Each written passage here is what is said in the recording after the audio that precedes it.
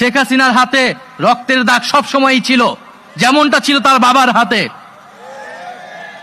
আমরা দেখেছি পিলখানা হত্যাকাণ্ড হয়েছে, আমরা দেখেছি শাপলায় কি নির্মমভাবে হত্যাকাণ্ড এবং গণহত্যা সংঘটিত হয়েছিল, এবং এই সর্বশেষ এই জুলাই মাসে ছাত্র জনতার উপরে গণহত্যা সংঘটিত হয়েছিল।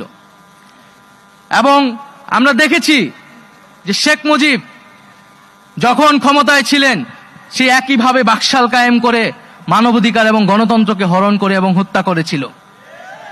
ফলে একটি দল ইতিহাসে যখন দুইবার সুযোগ পেল এবং সুযোগ পাওয়ার সাথে সাথেই তারা বারবার মানবাধিকার হরণ করেছে, গণহত্যা হরণ করেছে, তার রাজনীতি করার বিষয়ে আর কোনো ধরনের দ্বিধা আমাদের কেন থাকবে?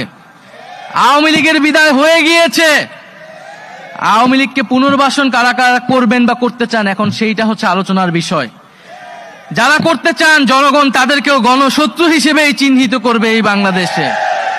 ফলে সকলের কাছে আহ্বান থাকবে যে আওয়ামী লীগের বিদায় হয়ে গিয়েছে, এখন প্রশ্ন বিচারের মধ্য দিয়ে আমরা সমাজে ন্যায় বিচার কায়েম করব। যারা নিপীড়িত হয়েছে তাদের কাছে আমরা ন্যায় বিচার, আমাদের যে প্রতিশ্রুতি ছিল সেই প্রতিশ্রুতি আমরা পালন করব। ফলে আমরা যারা নিপীড়িত হয়েছি সকলের একটাই ঐক্যের জায়গা এখন যে বিচার। আমরা এই যে ফ্যাসিস্ট রাজনীতি হয়েছে, গণহত্যা হয়েছে, তার বিচারের জন্য আমরা কাজ করব।